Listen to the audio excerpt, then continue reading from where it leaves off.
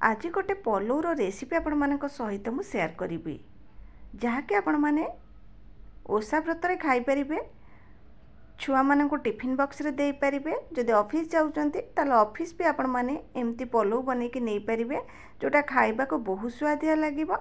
आ सहित टिके दही बाइगण जदि करि दउचंती नले सलाड टिके करि दउचंती ना ताले आपण मानकर आ किछि भी एथिरे दरकार पड़िबनी। ताले चलंतु आजिर रेसिपी आम आरंभ करवा पलौरु। एठी पलौ बनवा पाई मु एई सब सामग्री नहीं जाइछि। जीरा गोटा गरम मसला सहित गोटे तेजपत्र रखिछि। एठी सब परिबा नहीं जाइछि गाजर आलू बीन्स आउ ग्रीन मटर। आपण माने चाहिले एथिरे फूलकोबी भी दे परिबे। ता छड़ा एठी मु नहीं जाइछि बासमती चाउल को अध घंटा हेलाणी मु बतुरेकी रखिछि। टमाटो अदा छेचा कंचा लंका लेंबू आ अल्प किछि धनिया पत्र रखिछि। आ गोटे ग्लास एठी पानी नेइछि। जेतिक चाउल नेबे सेतिक पानी नेबे। एबे कोन करबा कड़ाई को गरम करके मु सेथिरे तेल देइछि। आपण माने एथिरे घी भी देकी बनै परिबे। तेल ये भल भाव में गरम हो गला परे सेथिरे तेजपत्र जीरा और गोटा गरम मसला देकी ताकू किछि समय भाजी नेली।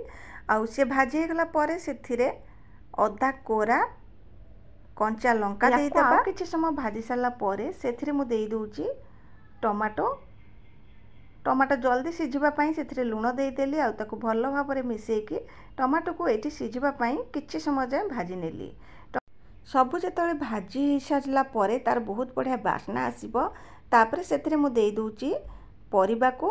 परिबारे अल्प किछि हळदी गुंड देई दोउची। हळदी गुंड देई देले पलौर कलरटा बढ़िया आसीबो। आपण माने चाहिले बिना हळदी रे बेटा बनै परिबे। सबु को एठी मिसेकी आमे 4 रु 5 मिनिट ताको एठी भाजी नबा। परिबा जेतबेले हल्का टिके भाजी हे जिवो सेथिरे देई देबा चाउल को। बासमती चाउल को मुझे अध घंटा है बतुरेकी रखी। चाउल ये गोटे ग्लास नहीं आउ जेतिक चाउल नौचंती सेतिक पानी नेबे। चाउल को भल भाव में धोईकी मुझे अध घंटा है बतुरेकी रखी। तापरे ताको छाणिकी से परिबारे देकी ताको आमे एबे भाजीबा। ए समय गैस रो फ्लेम को मीडियम टू हाई रे रखंतु। आउ भल के एटी चाउल को 2 रु 3 मिनिट टिके भाजी नियंतु। एमती करबा द्वारा कौन कि पलौटा आपनकर पूरा गोटा गोटा बनिबो। एटी चाउल हमर भाजी हे गलानी। एबे सेथिरे पानी देई दोउची। जो ग्लास रे मु नेइथिली चाउल से ग्लास रे एटी पानी नै जाईची। आ भल भाव रे एटी ताकू गोळेई दोउची। चाउलटा बा पलौटा हमर पूरा गोटा गोटा बनिबा पई एठी हमें देई दबा फाळे लेंबूर रस। लेंबू रस देले आपनकर चाउलटा पूरा गोटा गोटा बनिबो। फाळे लेंबू को ये चिपुड़ी की तार रस दे दूची। अल्प किछि धनिया पत्र ये आम देदेबा। धनिया पत्र देले तार स्वादटा बहुत बढ़िया आसी थाए। स्वाद अनुसार लुण देदेबा। जितेबाला टमाटो आम भाजी थिले सेथिरे लुण देइथिले तो से हिसाब रे एठी लुण टी कम थिला मु आउ टिके लुण देदेली। गोटे चामच एठी गुआ घिओ देदेली। सबु को एठी भल भाव में गोळेई देकी गैस रो फ्लेम को हाई रे रखिके 5 मिनिट आपको फुटवा प्रथम छाड़ीदबा। जितेबाला पानीटा भल भाव में फुटी जीव गैस रो फ्लेम को मीडियम रे रखिबा आउ ताको कवर करके छाड़ीदबा। 10 मिनिट हमर पूरा बनी जीव। एठी ताको कवर करके मु ताको 10 मिनिट मीडियम फ्लेम रे छाड़ी दोउचे। ता मझिरे चलंतु बनै नबा आमे काजू को टिके भाजी नबा। सेथिला कि गोटे तड़का पैन ले अल्प किछि गुआ घिओ देई देइची। से गरम हो गला परे काजू को देकी मु एठी ताको भाजी नउची। एमती जदि पलौ रे आपण माने काजू को टिके भाजिकी दउचंती ना से पलौ बहुत स्वादिया लागिबो।